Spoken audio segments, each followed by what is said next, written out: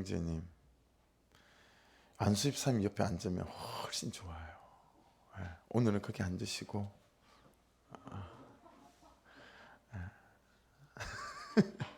이쪽에 안수집사님 옆에 앉으면 나중에 안수집사 돼요. 이쪽에 할렐루야, 아셨죠? 그 마누라 앞에 앉아야지 마누라 뒤에 앉으면 안 돼. 할렐루야. 자, 우리 인사하십시다. 이 밤에 기도에 우물이 터질 줄로 믿습니다. 할렐루야. 터진단 말을 좋아하시는군요. 사람한테 안 터지고 은혜에 터지면 또 그것도 할만한 거니까요. 오늘 좀 기도를 많이 하고 싶어서요. 12절 보십시오. 지혜자의 입의 말들은 은혜로우나 우매자의 입술들은 자기를 삼키나니. 여러분, 우리가 지혜나 특별히 지혜자에 대한 좀 오해가 있는 듯해 보여요. 무슨 말씀이냐면 지혜를 지식 정도로 생각한다라는 거예요.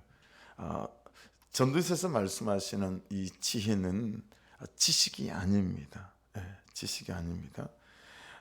또는 이런저런 처세술에 능한 뭐 그런 것들도 아닙니다. 이럴 때 이렇게 하고 뭐 저렇게 하고 그런 거 있잖아요. 그런 걸 말하는 게 아니에요. 지금 오늘 본문에서 이 지혜자는 학함이라고 하는데요. 제일 가장 큰 뜻이 어떤 뜻이냐면 기술자라는 뜻이에요. 기술자. 좀 의외죠, 그죠? 지혜자가 뭐냐면 기술자예요. 여러분, 우리가 어떤 사람들에게 기술자라고 부르죠? 기술은 기능 아닙니까? 그죠? 뭔가를 뚝딱뚝딱 잘 하거나 또는 그 일에 능수능란한 그런 사람들을 우리가 기술자라고 부르죠. 그 분야에 대한 전문적인 지식을 갖고 있고 또 그 부분들을 잘 감당하는 사람들 아니겠어요? 그래서요, 오늘 본문 12절에서 말씀하시는 이 지혜자 학함, 이 기술자는 삶의 기술자라는 뜻을 갖고 있습니다. 삶의 기술자. 삶의 기술자가 있을까라는 거죠. 삶의 기술자. 우리에게는 저마다의 삶이 있습니다. 그렇죠? 여러분의 삶이 있고 제 삶이 있고 우리 각자가 처한 형편과 삶의 정도와 현실들이 다 어느 정도 좀 차이가 있죠. 저마다의 삶을 갖고 있어요. 또 뭐 역할로 따진다면 목사의 삶이 있을 수 있고 또 성도의 삶이 있을 수 있고 부모의 삶이 있을 수 있고 자녀의 삶도 있을 수가 있겠죠. 평범하고 일반적이면 좋겠지만 그렇지 않은 삶을 사시는 분들도 우리 주변에는 많이 있습니다. 부도를 당한 그런 삶도 있고 사기를 당해서 하루아침에 거리로 나앉는 그런 삶도 있고요. 사랑하는 사람들이 병으로 드러누워서 고통 속에 안타까움 속에 살아가는 삶도 있을 수 있겠죠. 갈등도 없고 다툼도 없고 싸움도 없고 혈기도 없는 여러분, 그런 삶이면 얼마나 좋겠습니까? 많은 우리 대부분의 삶은 갈등도 부지기수고 싸움도 많고 그렇죠? 그리고 다툼 천지고 혈기 천진, 그게 우리 일반적 삶 아니겠습니까? 그런데 이런 삶의 기술자라면 도대체 어떤 삶을 일컫는, 어떤 사람을 일컫는 말일까라고 하는 거죠. 수만 가지의 삶이 있는데 그는 삶에 대한 기술자다라고 말한다면 어떤 사람에게 이 지혜자, 학함, 삶의 기술자라고 부를 수 있을까라고 하는 거죠. 이 지혜자 학함에는 나머지 뜻이 하나 더 있는데 이런 뜻이 있어요. 하나님 말씀에 순종하는 신중함이란 뜻이 있습니다. 하나님 말씀에 순종하는 신중함이란 뜻을 갖고 있습니다. 그러니까 여러분, 이런 거죠. 이런 삶이든 저런 삶이든 이 지혜자 학함, 삶의 기술자는 하나님의 말씀에 순종하는 신중함으로 자기 삶을 대한다라는 거예요. 여러분 어떠세요? 여러분의 삶을 마치 만지면 금방 깨질 것처럼 굉장히 신중하고 조심스럽게 하루를 시작해 보시고 그리고 순간순간을 살아보시고 그리고 하루를 마감해 보시는 여러분, 그런 삶 살아보신 때가 어떻게 있으십니까? 이런 삶이든 저런 삶이든 이 지혜자의 학함이라고 하는 이 삶의 기술자는 하나님 말씀에 순종하는 신중한 삶으로, 굉장히 신중함으로 자기 삶을 잘 대해 나간다라고 하는 거죠. 예를 들면 그냥 오늘 하루 종일 제게 있었던 일로 친다면, 이제 화초 온실을 만드느라고 비닐하우스용 두껍고 시중에 팔지 않는 이제 농사 짓는 용품만 전문으로 파는 데가 따로 있어요. 문산에 한 군데 있고 그다음 파주에 한 군데가 또 있거든요. 거기서 비닐하우스용 그런 이제 비닐을 사갖고 왔어요. 이게 되게 커요. 이제 10m에 3m인데 펼치면 이제 10m에 6m가 이제 되는 거죠. 그걸로 이제 사갖고 와서 기니까 길바닥에다가 아스팔트에다 쭉 펼쳐놓고 도님하고 막 잘라서 작업을 하고, 작업을 하는 어간이니까 그냥 펼쳐놓은 상태로 막 자질하던 자도 거기다 두고 가위도 거기다 두고 막 작업을 하고 있는데 빠지직 하는 소리가 나는 거예요. 그래 쳐다봤더니 차 한 대가 서로 피하고 하면서 줄자를 밟았어요. 줄자가 깨지느라고 빠지직 소리가 나는 거예요. 근데 어떤 차인가 봤더니 굉장히 아는 차예요. 세계로 빌라에 사는 우리 장로님에게 차 댔다가 시급한 그분이었어요. 다른 분들도 시급, 저도 한번 시급했고, 뭐 거기다 차만 댔다 그러면 뭐 파주시청에다 민원을 넣느냐 안 넣느냐고 이제 그 아저씨가 딱 내리는 거 있죠, 차에서. 그래서 제가 안 보는 척하면서 싹 쳐다봤어요. 와서 미안하다 그러겠지. 그리고 싹 쳐다본 거죠. 그랬는데 저기서 멀뚱멀뚱 저를 쳐다보는데 이게 미안한 눈빛이 아니에요. 아니 일을 하고 그걸 치워놔야지. 아스팔트가 네 거냐? 거기다 다 비닐로 펴놓고 말이야. 자까지 다 갖다 놓고 말이야. 타이어 빵꾸 안 났나? 이러고 자기 차나 쳐다보는 것 같고 그런 눈빛으로 저를 쳐다보고 있는 거예요. 이게 영 그렇잖아요. 미안하다 한마디도 할 줄 알았더니 그렇게 막 이렇게 쳐다보더니 자기 입으로 쑥 들어가는 거예요. 여러분, 제가 학함, 지혜자, 삶의 기술자라면 어때요? 그때 작업하던 사다리에서 내려와가지고 얼른 인사를 하고 그러죠. 아이고 죄송합니다. 그냥 그걸 좀 치워놨어야 되는데 못 치워서 그냥 불편하게 들어서 미안한 것 같다고. 여러분, 그런 한마디 웃는 얼굴 인사 정도면 글쎄 어떨까요? 그렇게 맨날 신고한다고 난리를 치긴 해도, 그죠? 다음에 혹시 차 대놓으면 한번 봐주던가, 그죠? 아니면 또 예수님을 소개할 수 있는 어떤 기회가 될 수 있지 않을까요? 붕어빵도 오늘 구워서 나른다고 난리인데 그 뭐 줄지 않아 5,000원 10,000원이면 사는 건데, 그죠? 그게 뭐라고? 그러니까 이 참 삶의 기술자가 아닌 거예요. 지혜자가 아니고 학함이 아닌 거죠. 전혀 다른 삶 속에 놓여 있을 때가 많다라고 하는 거예요. 그래서 여러분 12절 말씀을 다시 보세요. 지혜자의 입의 말들은 은혜로우나, 무슨 뜻일까요? 영혼을 살리는 말이다라고 하는 거죠. 그는 삶의 기술자들은 하나님의 말씀을 순종하는 신중함이 있는 사람은, 그죠? 말을 해도 영혼을 살리는 말을 하고 말을 한마디도 사람을 세우는 그런 말을 한다라고 하는 것 아니겠어요? 이 하루 여러분의 삶은 어떠셨습니까? 직장생활 속에 또는 가정생활 속에 여러분의 태도나 여러분의 성품이나 여러분의 말들은 어땠는지 모르겠습니다. 하지만 이 지혜자 학함하고 대조적인 사람이 나와요. 우매자가 나옵니다. 12절에 우매자의 입술들은 자기를 삼키나니, 우매자는 캐실 이렇게 부르는데 그냥 바보, 멍충이 이런 뜻도 있고요. 어리석은 사람 이런 뜻도 갖고 있습니다. 더 정확히 말하면 이 원어 사전에 딱 이렇게 나와 있어요. 뭐라고 나와 있냐면 미성숙에 이끌려가는 생활 방식을 갖고 있는 사람, 이렇게 나와 있습니다. 그러니까 지혜자하고 완전 다르죠. 지혜자는 삶의 기술자잖아요. 하나님의 말씀에 아주 순종함으로 순종하는 그런 사람이라면, 이 우매자는 미성숙에 이끌려가는 생활 방식을 갖고 있는 사람이다 라고 딱 적어놨더라고요. 그러니까 여러분, 우매자도 뭐를 갖고 있는 거죠? 삶이라는 뜻을 갖고 있어요. 이 우매자도 삶이 있고 지혜자도 삶이 있는데, 이 우매자는 그냥 미성숙에 이끌려가는 삶의 방식을 갖고 있다라고 하는 것입니다. 그러니까 여러분, 이 우매자는 말씀이 없는 거죠. 말씀이 있어도 말씀에 마음이 남아있지 않죠. 마음에 말씀이 물들지 않았고 성품과 태도 속에 스며들지도 않았다라고 하는 거죠. 그래서 여러분 정말 그런 것 같습니다.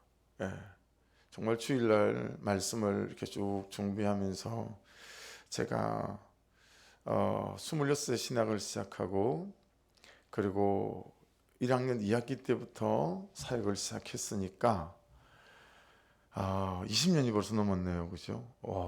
그죠? 한 20몇 년이 돼 가는데 제가 지금까지 설교 제목을 잡아본 제목 중에서 가장 불경스러운 설교 제목을 잡았거든요. 예, 가장 불경스러운, 감히 그런 제목을 잘 다룰 수 없는 불경스러운 그런 설교 제목을 잡았는데, 여러분 왜 그런 불경스러운 제목을 잡았냐면 정말 그런 것 같아요. 살아계신 하나님이 살아계신 하나님으로 여기 살아있지 않으면 여러분 어떤 사건이 생기고 그리고 어떤 사고가 생기면 정말 10년, 20년, 30년 예수 믿은 거 아무 소용없어요. 그냥 한 번에 그냥 그날로 하나님 없다라는 결론을 딱 내고는요 그냥 딱 떠나는 사람이 허다히 많이 있습니다. 네. 그래서 이게 너무너무 중요한 거예요.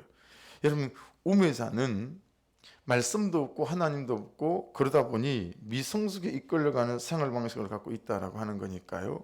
여러분 오늘 이 저녁에도 기도하실 때 말씀과 관계없이 항상 저와 여러분들이 기도하며 기도해야 될 것은 정말 살아계신 하나님이 살아계신 하나님으로 내게 살아있도록, 그걸 뜨겁게 경험하고 체험하고 거기에 사로잡혀서 여러분 다시 삶의 현장으로 돌아갈 수 있는 저와 여러분 될 수 있기를 주의 이름으로 축복합니다. 그때에 끊어질 것들이 끊어지고, 어떠세요? 한 주 동안 몸부림 좀 치셨어요? 가만히 있는 자하고 몸부림 치는 자였는데 몸부림 좀 치셨습니까? 어떠셨습니까? 저는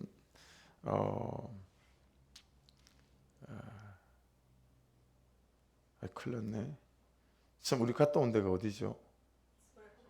소래포구. 저는 새우 먹느라 몸부림을 쳤습니다. 3번이나 답사 가느라고 가서 먹어보고, 목사님들 모시고 가서 먹어보고, 그다음에 어머님들 모시고 가서 먹어보고, 그러고 먹고 나오니까요, 새우는 쳐다보기도 싫더라고요. 새우는 쳐다보기도 싫더라고요. 저는 새우 먹느라 몸부림을 치셨는데 여러분들은 한 주 동안 무슨 몸부림을 치셨는지, 싸우느라 몸부림을 치셨는지 모르겠습니다.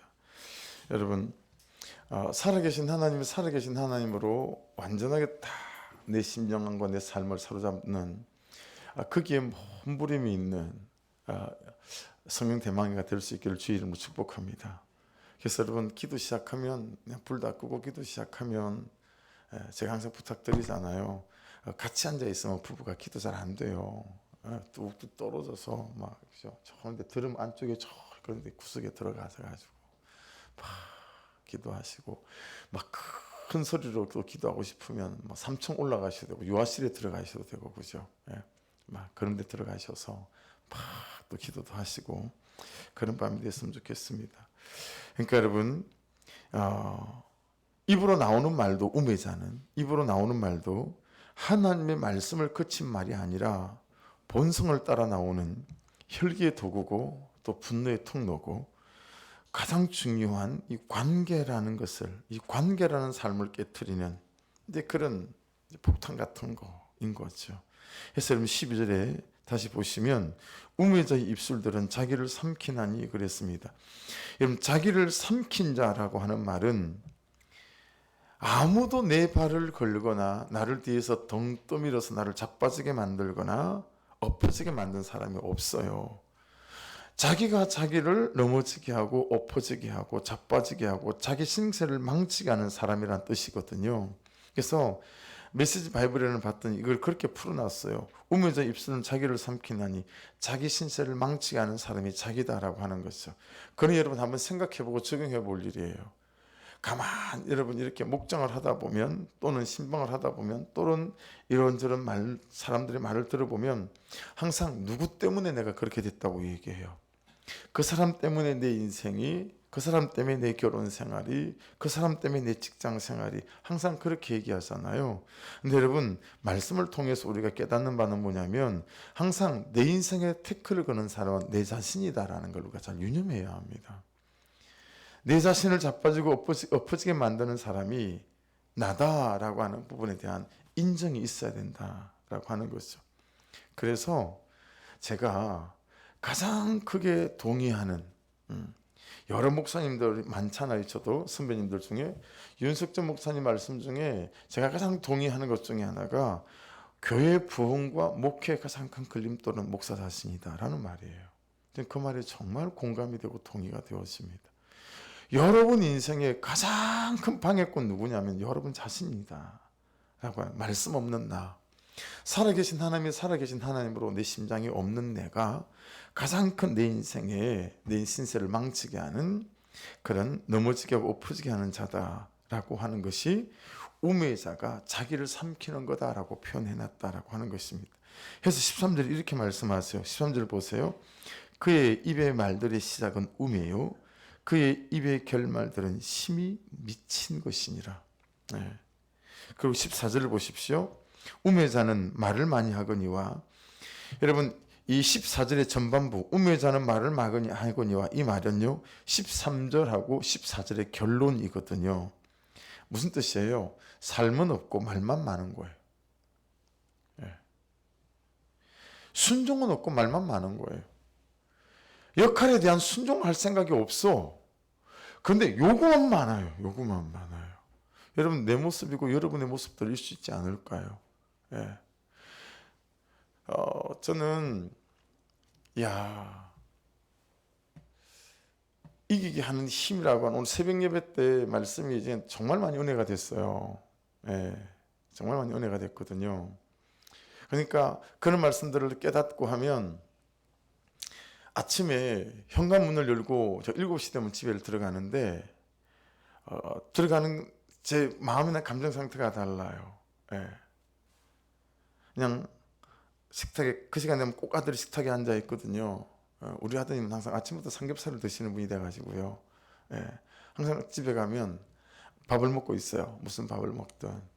오늘 아침 같은 경우는 제가 굉장히 그 말씀을 적용해야 되니까요. 예. 적용해야 되니까. 아들을 대하고 딸을 대할 때 이 마음이 다른 거예요. 전혀 제 기분이 다르고. 그러니까 우매자는 순종하려고 애쓰지 않고 요구만 많이 하고 말만 많은 거예요. 근데 지혜자는 삶의 기술자, 학함은 뭐가 많은 거죠? 말보다 삶이 더 많은 거죠. 네, 말보다 삶이 더 많은 거죠. 실천은 없고 계획만 많은 거죠. 네. 이 세 개를 따지면 여러분은 어느 쪽에 좀 더 많으세요? 삶은 없고 말만 많은 사람, 또는 삶은 없고 역할에 순종은 없고 요구만 하는 사람, 또 실천은 없고 계획만 많은 사람.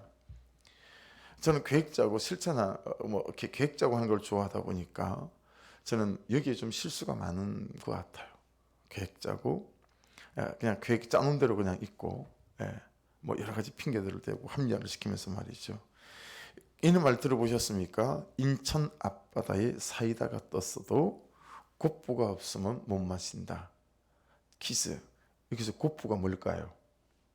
인천 앞바다에 사이다가 떠도 곱부가 없으면 못 마신다. 옛날에 처음에 사이다가 나왔을 때는 굉장히 이게 인기가 많았대요. 그래서 요즘은 이런 말을 안 쓰지만 제 어릴 때만 해도 이 말 많이 썼거든요. 인천 앞바다에 사이다가 떠도 곱부가 없으면 못 마신다. 이 곱부가 경상도 사투리인데요. 이게 컵입니다. 컵. 인천 앞바다가 다 사이다라도 컵이 없으면 못 마신다는 거예요. 입 대고 마셔도 되는데, 그죠? 그렇다는 거예요. 꼭 그렇게 따지는 사람이 있어가지고. 여러분, 이게 제가 뭐 때문에 이게 말씀을 드리냐면, 여러분, 적용하는 삶이 없으면 말씀을 경험할 일이 없습니다. 이게 이제 가장 큰 일이에요. 적용하는 삶이 없으면 하나님을 경험할 일이 없어요. 그런데 말씀을 적용하고 하나님이 주신 은혜를, 감동을 적용하잖아요, 삶으로. 그래서 지혜자, 삶의 기술자가 되잖아요. 놀랍게도 하나님을 경험하는 일들이 생겨요. 그러면 마치 청년들은 이해가 좀 쉬울 것 같아요. 지훈이도. 마치 여러분이 게임을 할 때 무슨 장비가 생기는 것처럼 그런 거죠. 예.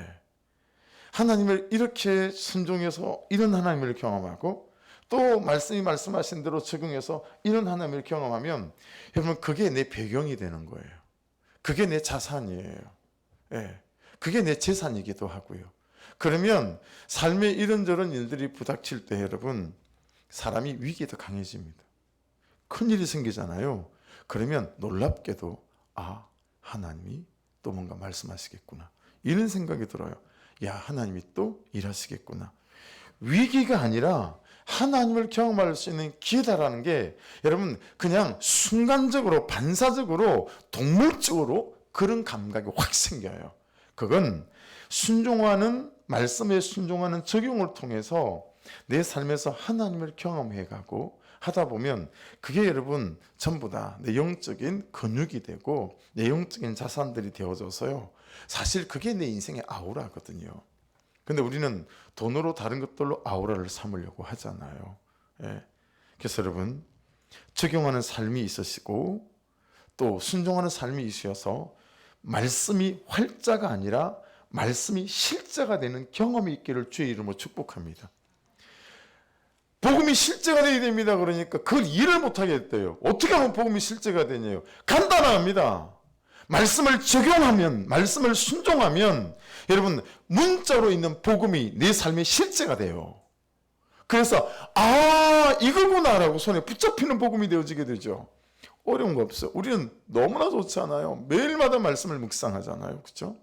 그래서 여러분 거기서 크나 작거나 관계없이 하나님께서 내 은혜의 그물에 내 적용의 그물에 딱 걸리게 만드는 거 그거 골라서 그 하루 몸부림치며 적용해 나가기 시작할 때 여러분 말씀이 경험되어지고 하나님이 경험되어지는 놀라운 인생이 되어져서 삶의 기술자들이 되어져 갈 수 있기를 주의 이름으로 축복합니다.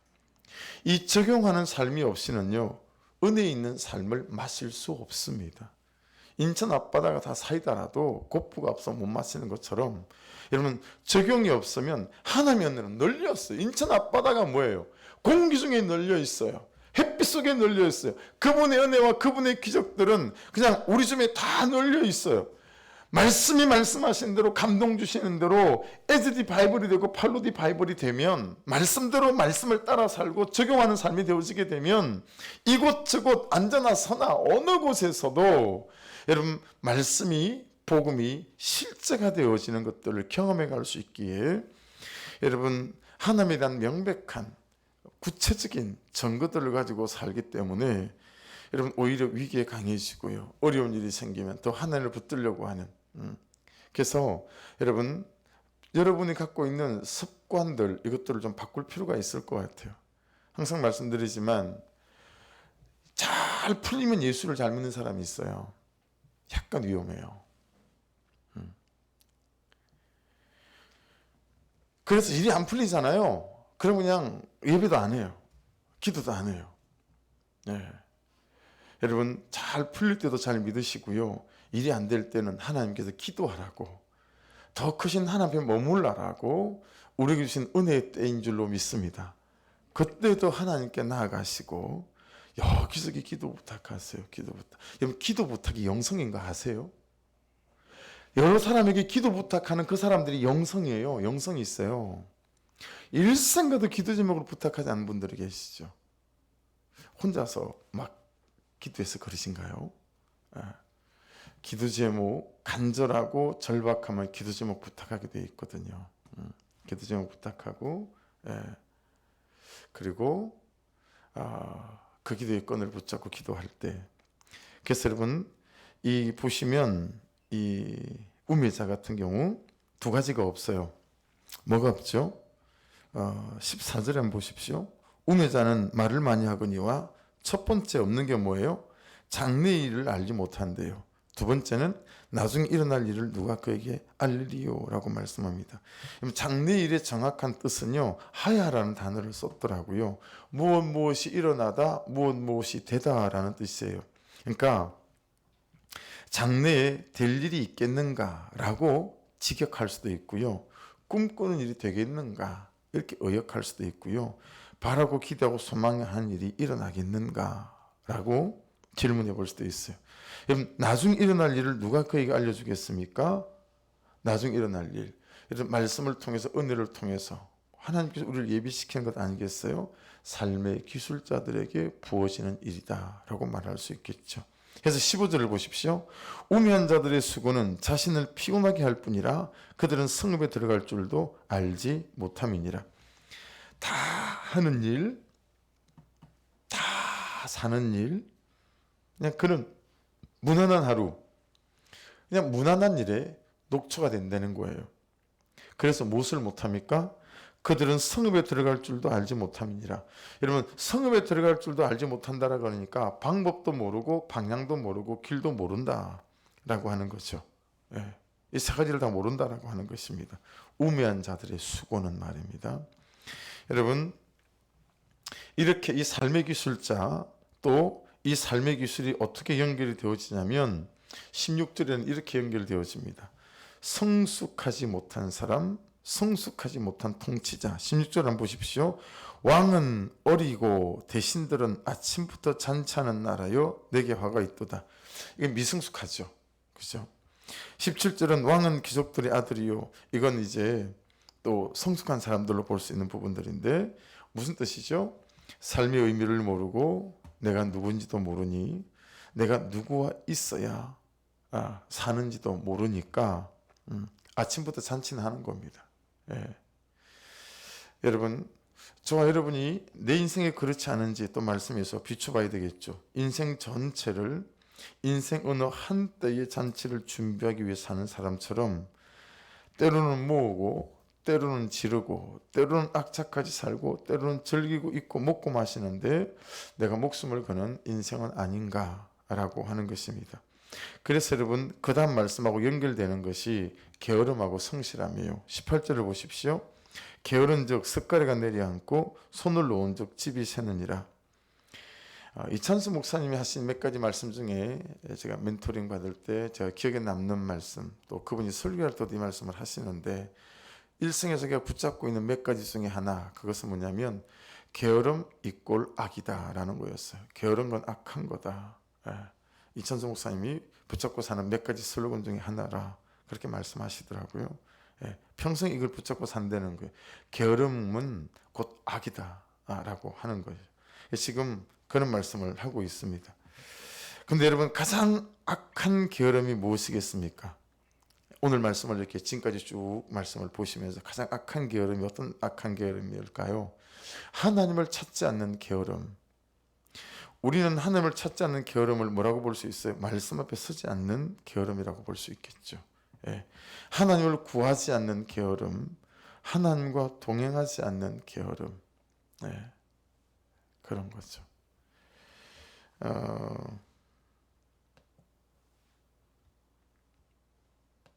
오늘 제 큐티 제목이 정신 똑바로 차리고 살자 아니었습니까? 그죠? 제 적용이 이 두 가지였어요. 고치는 힘, 공손함의 힘을 믿고 말씀대로 아들에게 막내에게 공손함으로 살겠습니다. 이런저런 일로 힘이 들고 마음이 어려울 때마다 내 자리를 떠나는 불성실함과 싸우며 살겠습니다. 이게 이제 오늘 제 적용점이라 어땠어요? 이런 2시간마다 이거 좀 해보십니까? 오늘 붕어빵을 돌리면서도 이제 그 알람이 뜰 때마다 다시 곱씹잖아요. 공손함.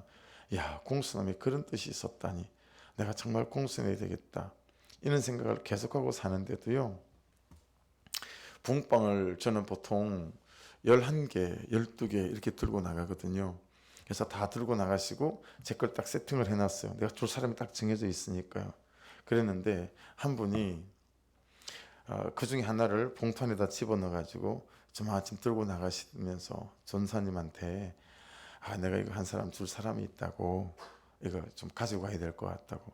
그러니까 전사님이 그 목사님 가져갈 거 딱 짜놓은 거라고 이거 다음 날에 다른 걸로 가시면 안 되겠냐고. 그러면서 그 한 개 봉투를 가지고 제 바구니다 다시 가져가는 걸 제가 그냥 다 듣고 있었어요. 보진 않았지만 작업하는 중이었으니까 다 듣고 있었는데 그냥 그렇게 지나쳤어요. 그랬는데 붕어빵을 돌리다가 이 적용하는 말씀이 딱 생각이 났어요. 공손함. 그게 두 번째 사건이었어요. 줄자 사건, 다음 사건이 이 사건이었으니까 야 내가 그때 얼른 뒤돌아보고 그냥 가져가시라고 괜찮다고 난 10개만 가지고 나가도 된다고 충분히 그럴 수 있었는데 그러면서 여러분 저녁에 말씀을 묵상하다가 그것도 게으름이겠거니 그렇죠? 아는 대로 살지 않는 거 깨달았는데 깨달은 대로 살지 않는 거 이것도 게으름이구나 내가 왜 그때 그랬지 그분에 대한 불편한 마음 때문이었을까 내 어떤 죄를 보게 되어지는 거죠. 사랑하는 여러분 하나님을 찾지 않는 게으름 하나님을 구하지 않는 게으름 그리고 하나님과 동행하지 않는 게으름 무엇보다도 말씀 앞에 서지 않는 게으름과 또 적용하지 않는 게으름 그리고 가만가만 올리시는 분들은 가만가만 올리지 않는 게으름 그리고 2시간마다 알람이 울릴 때마다 그 다시 말씀을 곱씹어오지 않는 게으름 반대로 여러분 말씀을 묵상하고 가만가만 올리고 그리고 2시간마다 또 곱씹어서 산다면 여러분 제가 그죠? 24시간이 아니고 하루가 만일에 48시간이라면 계속 2시간마다 그렇게 왔으니 여러분 한 40시간쯤 갔을 때는 이 공손함이 사람을 변화시키는 힘이라고 하는 것들이 내게 좀 더 분명한 하나님의 음성이 되어지고 능력이 되지 않겠습니까? 그렇죠? 그러니까 여러분 하나님을 찾지 않는 말씀을 찾지 않는 게으름에서 저와 여러분이 성실함으로 바뀔 수 있는 은혜가 있기를 주의 이름으로 축복합니다. 이 말씀을 찾지 않는 게으름이 여러분 우리를 정말 망하게 할 거라는 거죠. 하지만 우리가 말씀을 찾는 성실함만 있다면 그리고 2시간마다 자꾸 곱씹는 성실함만 있다면 놀랍게 말씀은 우리를 변화시킬 거라고 믿습니다. 이 당시에 이스라엘 집은 흙으로 대부분 지었다고 해요. 그러니까 조금만 게으르면 비가 많이 오고 하면 그건 우기가 있으니까요. 6월달부터 우기거든요. 우기가 있으면 이제 막 빗물이 새는 거죠. 우리 제 어릴 때는 스레트로 짓고 초가지붕으로 지었어도 비 새는 데들이 간혹 있었단 말이죠. 그 옛날에 흙으로 지었으니 그래서 비가 올 것 같다 싶으면 부지런히 다시 보강하고 이러지 않으면 비가 새는 거예요. 여러분 집에 비가 새는 경우도 있지만 인생의 비가 새는 경우도 있잖아요. 내 인생의 비가 새고 내 삶의 비가 새요. 근데 그 비 새는 걸 고치지 않아요. 여러분 비 새는 거 다라에 받치고 해놓은 거 그런 경험 요즘 애들은 할 수가 없겠지만 그렇죠. 우리 교회도 지금 유치부실을 비가 오면 비가 있어서 막 실제로 이제 다시 또 그걸 손보려고 합니다. 그러니까 여러분의 가정의 비가 새는 데는 어디죠? 지금 말씀하실 수 있죠. 여러분의 가정의 비가 새는 데가 어디예요? 부부관계 중에 비가 새는 데도 있잖아요. 그렇죠? 부모와 자녀와의 사이에도 비가 새는 게 있어요. 내 신앙생활에도 비가 새는 데가 있죠. 근데 우리는 게을러가지고요. 비가 새는 줄 뻔히 알면서 그냥 맨날 비 오면 비 이제 안 오면 괜찮을 텐데 뭐 그러고 그냥 가만히 있어요. 또 비 오면 거기다 또 시소대 갖다 놓는 거예요. 밖에서. 그리고 또 비만 그치고 나면 괜찮고 여러분 이런 근본적인 내 성품, 내 태도, 내 혈기에 대하여 손대지 않는 거 이거 내 인생에 비 새는 거 그냥 보고 있는 거거든요. 그러니까 여러분 내 태도와 내 얼굴빛과 내 말하는 거 여러분 정말 은혜 있어요. 해보세요. 차 안에서 말하는 거 연습하는 거 이런 거 아들 일어났어? 뭐 이런 거 있잖아요. 10번 하고 들어가는 거랑 그냥 들어가는 거랑 달라요. 여러분 그거 내가 뭐 말을 못해서 내가 연습을 하겠어요. 말을 못해서 차석에서 아침에 그는 딱 퀴트하고 나면 연습하고 올라가는 거예요. 아들 잘 일어났어. 이게 제발 좀 그 의사 선생님처럼 내가 그렇게 살고 싶은데 너무 안 돼요. 여러분 기도해 주세요. 이익준 선생님처럼 너무 살고 싶어요. 어떻게 하면 그렇게 살 수 있을까? 그래서 그나마 하는 게 이제 그 따라하는 거예요. 연습하는 거예요. 말하는 거 연습하고. 여러분 제가 말을 못 하겠어요. 말하는 거 연습하게요. 얼굴 표정 지어가면서. 근데 거기서 10번, 20번 연습해도요. 막상 맞닥뜨리면 그게 안 돼요. 얼굴은 굳어요. 몸도 굳어요. 그래서 일어나서 뭐 이러고 그냥 평소에 하는 거에 그냥 이게 잘 안 되더라고요. 왜 이렇게 잘 안 될까요? 우리 이거 타고난 성품이 여러분 성품의 비세고 관계의 비세고 게을르셔서 그대로 그냥 맨날 그때만 임시 처방으로 탁 물동이 됐다가 지나가고 이제 그 근본적으로 퀴트하는 사람들 아닙니까? 또도 고쳐야 됩니다.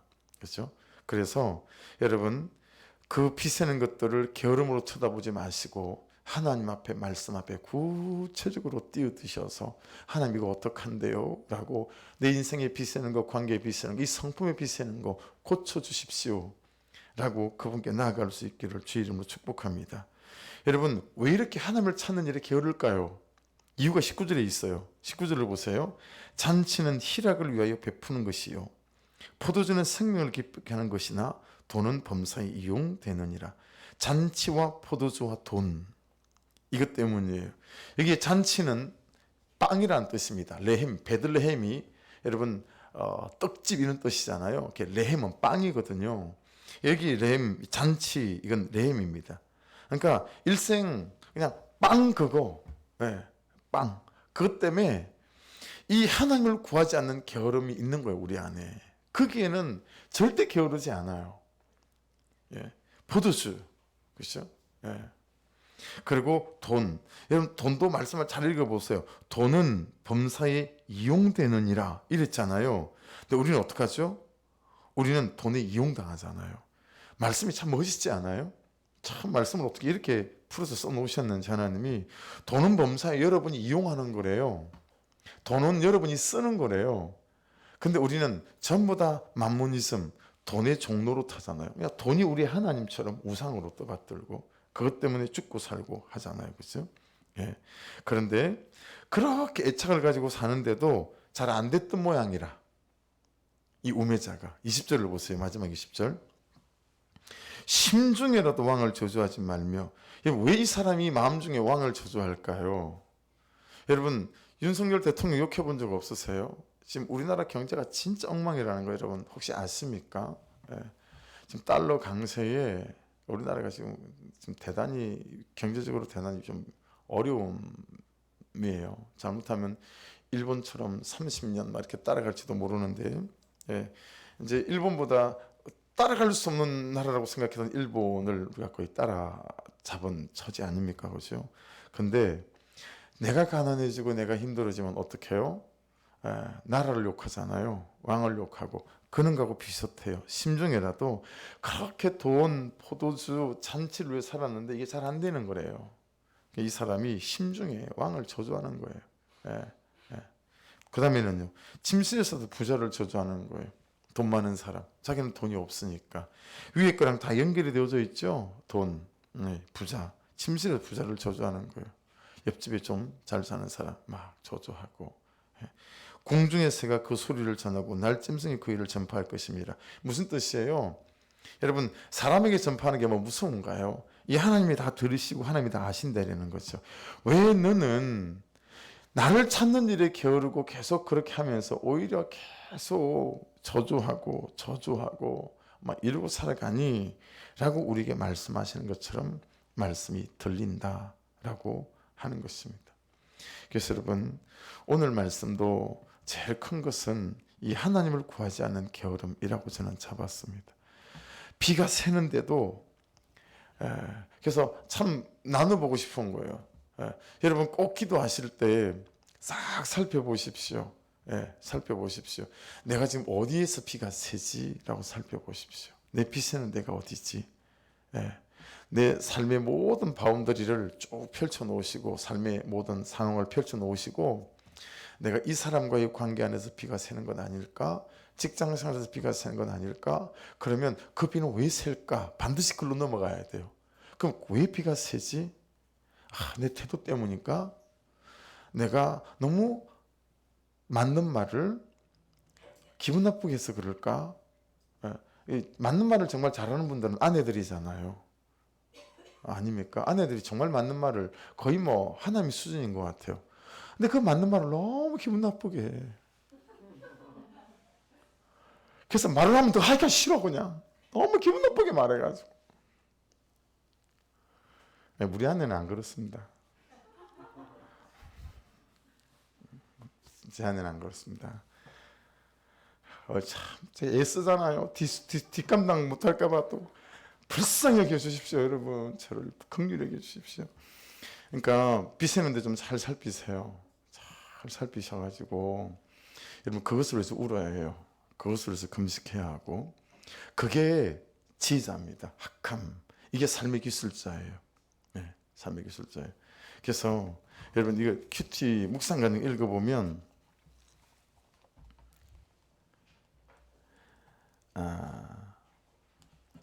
오늘 말 제가 지금 전한 말씀들이 이해가 참 많이 다 되실 거예요.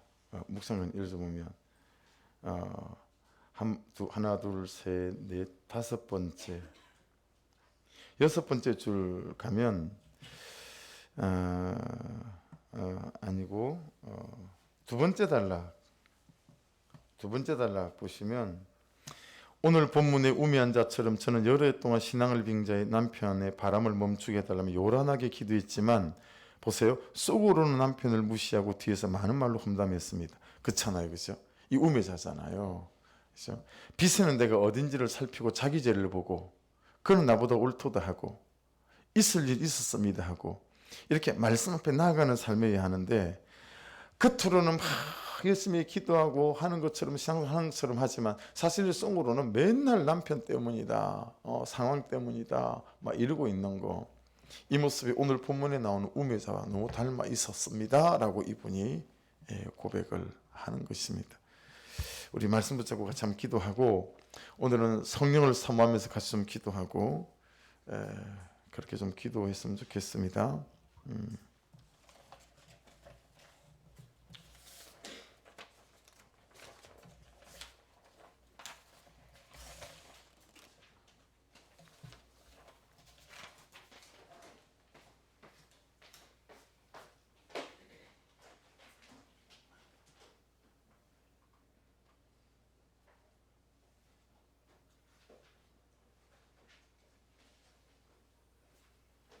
오븐 마이크 좀 살려주실래요?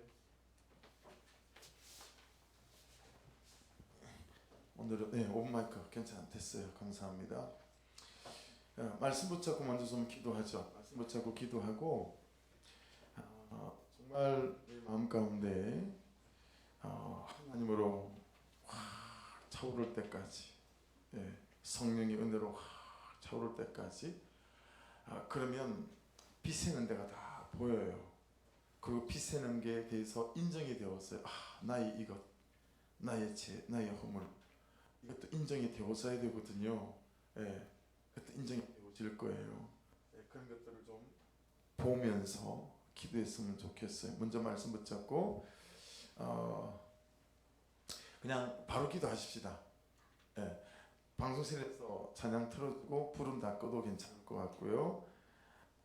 전선 마이크가 만약 계속 끊어졌다 붙었다 하면 거기 쓰고 있는 마이크를 저한테 좀 새벽 예배 때 쓰는 마이크를 저한테 좀 주시면 제가 좀 쓸게요. 5분 마이크가 붙었다 떨어졌다 하는 것 같아서.